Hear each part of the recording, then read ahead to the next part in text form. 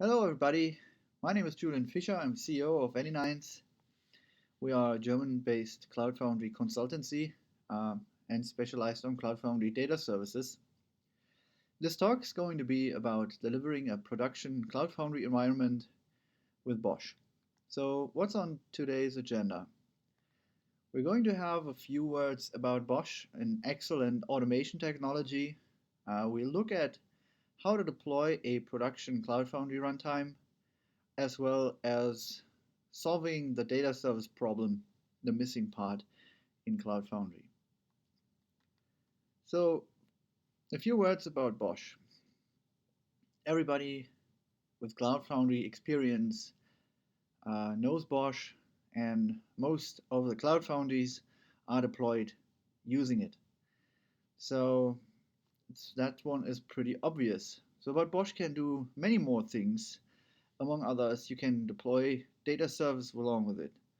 So at anynines, we started with running Cloud Foundry, of course being deployed with Bosh, and coming from a Chef background, so automating a lot of system configuration with Chef. We had several years of experience with it, but still Bosh convinced us that it is the right automation technology for a large amount of scenarios around Cloud Foundry. So our team fell in love with Bosh a while ago. So what makes Bosh so special? First of all, and the most important is, it's very comprehensive when it comes to lifecycle management of distributed systems. And where other tools have a similar feature set, rarely those tools are well integrated. Often you have to use several tools that do not interact very well and or seamlessly. So with Bosh you can actually take care of the entire life cycle of distributed systems, which makes Bosh so special. So in the Cloud Foundry context, we use Cloud Foundry to deploy stateless applications with ease. And Cloud Foundry itself is a system that has state. So how is Cloud Foundry deployed? It uses Bosh. So challenges such as deploying data services where state is essential also is ideal ground for using Bosh. So Bosh comes with a variety of functionality and features that is very interesting. For example, its infrastructure independence. So we started at anynines with offering a Cloud Foundry based on VMware in 2013 and migrated 2 times to different infrastructures. One time we created a new deployment and migrated to OpenStack for cost reasons, and recently we migrated to Amazon for stability reasons. So this wouldn't have been possible without Bosh, as Bosh allows us to take the entire automation with us and translate it to a new infrastructure. Along with infrastructure or customers, some customers have certain requirements in their corporate policy on using certain operating systems. The operating system independence is also critical. A lot automation technologies, for example, Chef, they do allow the usage of different operating systems, but in the example of Chef, you have the problem that Chef cookbooks will be, let's say, bloated by supporting various operating systems. So usually you have if-else constructs dealing with various package names, and you also have to deal with resulting heterogeneity as various packaging systems of different operating system set up different directory structures, place configuration files somewhere else. And with Bosh you can actually take control of that. So there's a unified directory structure independently from the operating system you're using. Another nice feature that Bosh comes with is the separation of Bosh releases and Bosh deployments. So where you have a blueprint on how the distributed system you are going to deploy may look like, it does not actually tell in detail how it's done. It's more in abstract description of the components you want to deploy in the end, but it is the deployment manifest that really describes how the distributed system is going to look like in detail. So that's very interesting because especially when dealing with data services, this comes in very handy, where you can have one Bosh release and use different deployment manifests to distinguish various data service plans. For example, a Postgres database small, a Postgres database big, a Postgres database cluster small, and a Postgres database cluster big. And it's all described in one Bosh release, but they are separated by offering different deployment manifests. Bosh has more tricks to offer, one of which is rolling updates. So whenever you have a certain amount of different machines, for example, in a database cluster, you can actually perform upgrades in a rolling fashion so that only one instance per time will be upgraded. So it won't take down your application system at once. It also comes with significant monitoring and self-healing capabilities. So you have inside of a Bosh managed virtual machine, you have a process monitor called Monit that will take care that your processes are running. You have a Bosh agent that will take care that your Monit is running, and this Bosh agent will also send heartbeats to a Bosh director. And once the Bosh agent goes down or the entire virtual machine goes down, there's a Bosh resurrector that will recreate this virtual machine. Bosh will also take care of your network configuration, and remember, it does all of that being operating system and infrastructure independent. This, of course, includes the creation of virtual machines and management of storage, persistent storage disks, packaging, templating, and software configuration. So everything from a single tool and everything being infrastructure and operating system independent, that's a great technology, I'd say.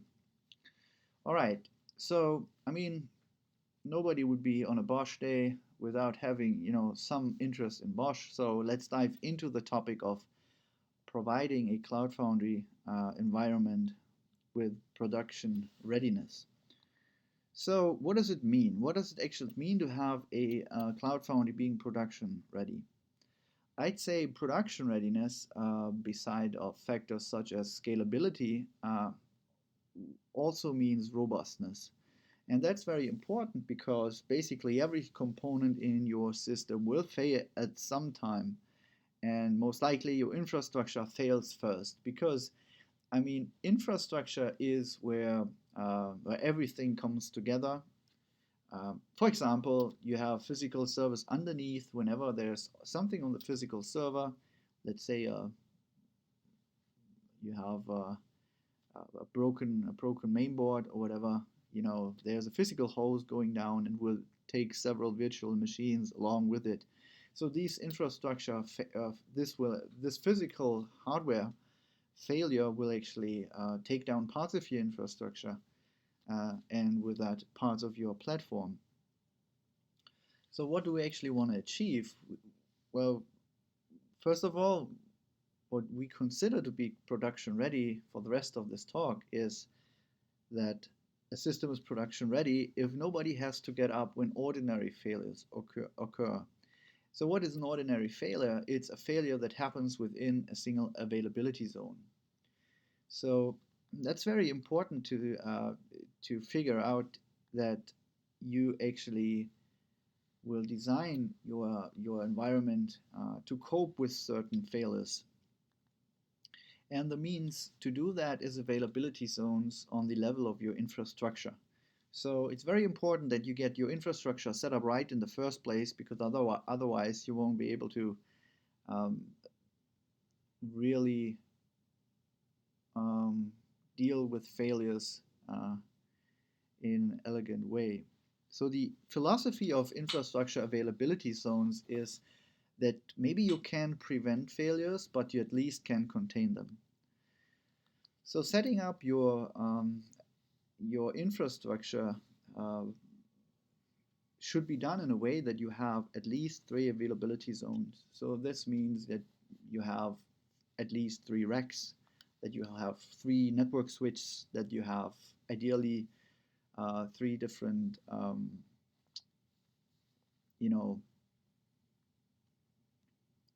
power supplies, that you have 3 different storage storage servers, so that these availability zones are ideally also placed in, physically separated, so that you don't that they won't be affected by a fire, let's say. So you want to entirely have 3 separate zones that, in case uh, of failures, won't be taken down at the same time simultaneously. While that being said, it's also very important to ensure that the network latency between those 3 availability zones is kept to a minimum. So why 3 and why having a low latency? That's easy. It's because whenever you use a quorum-based service, you have to provide a majority to separate networks partitionings from real failures. So let's say one availability zone goes down. How do you actually recognize that it's availability zone that went down instead of just a temporary network outage?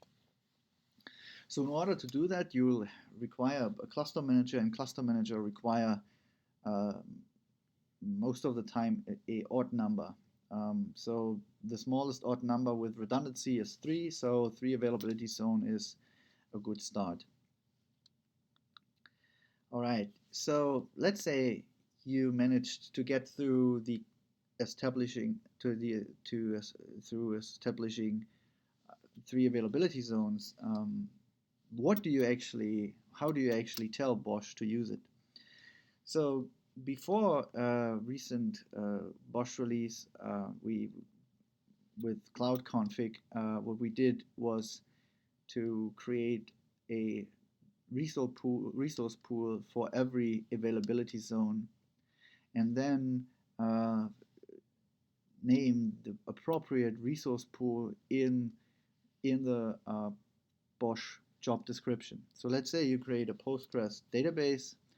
As in this example, you will map it to the availability zone, to the resource pool small zone 1, and zone 1 will then have the cloud property DE sky 1.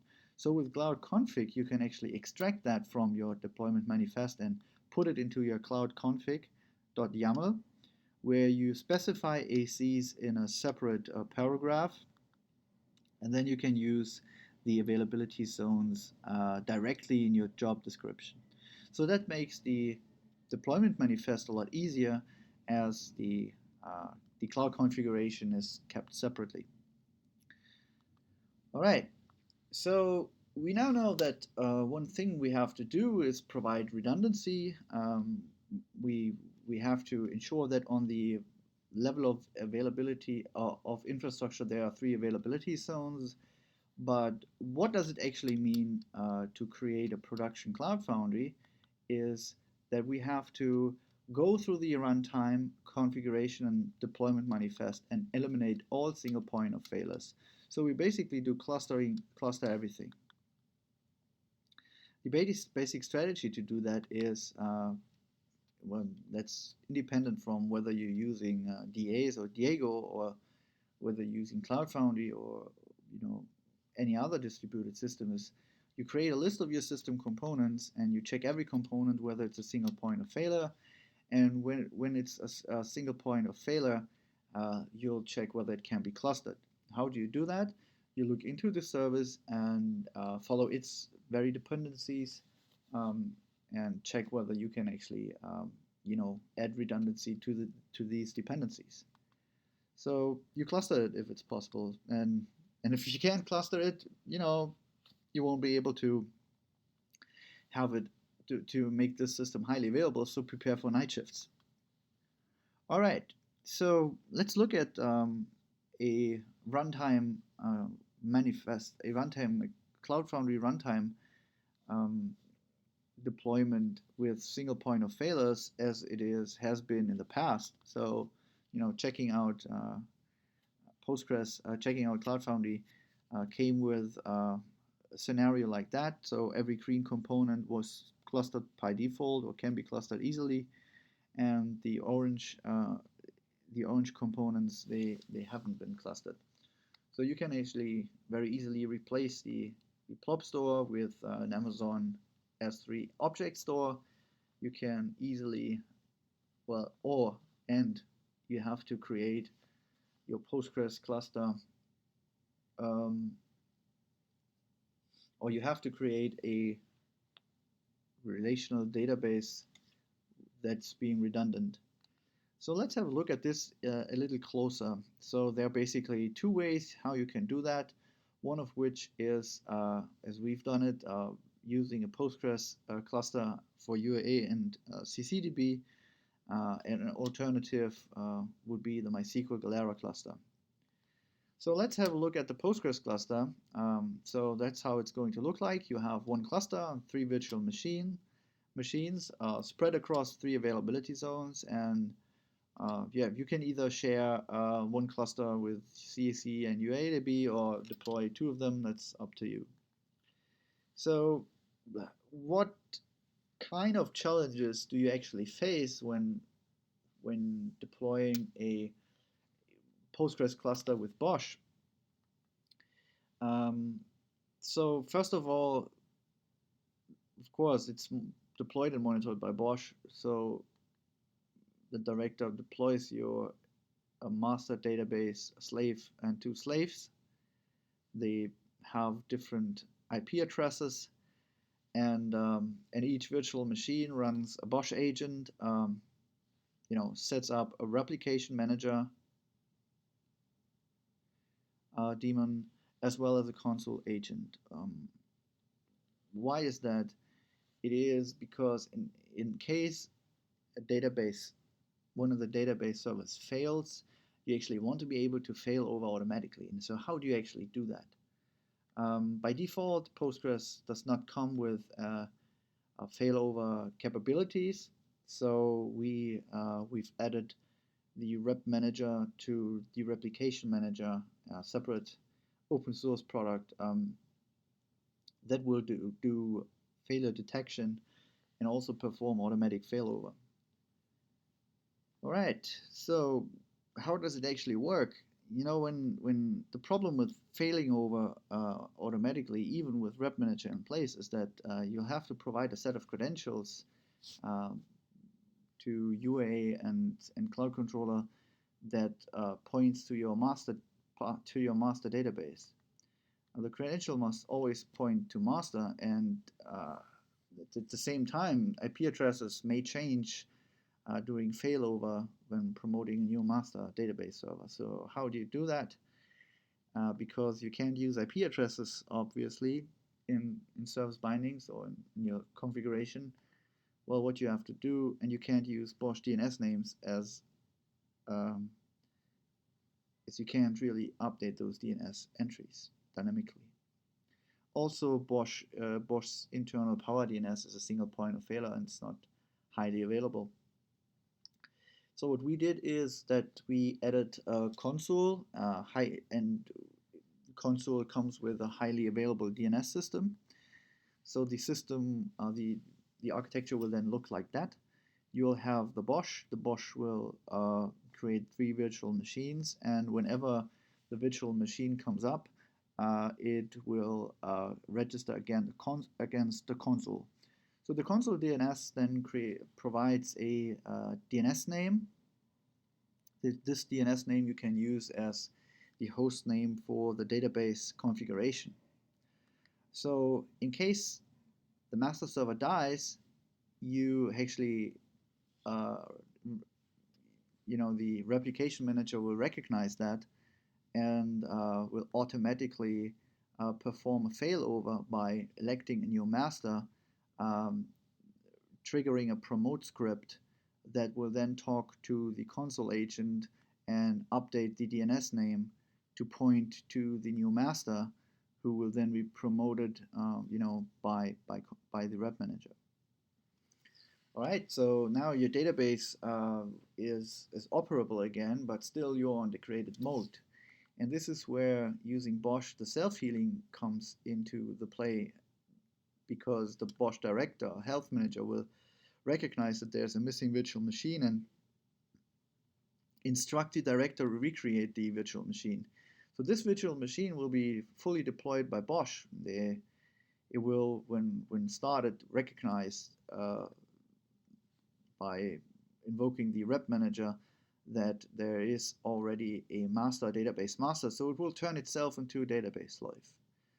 So this way you actually not only have highly available Postgres, but you'll also have an automatic recovery from a degraded mode. All right, at this point we actually reached the checkpoint where we have a SPOF-less Cloud Foundry runtime. But a Cloud Foundry is not production ready without data services, without production ready data services. So let's have a look at data services. Well, first of all, one of the main things is that applications, they often have a very strong relation to data services. So it's not enough that you have this wonderful application server kit called the Cloud Foundry Runtime, where you can deploy your apps and apps will be restarted whenever they fail, because using a single database cluster, and for example,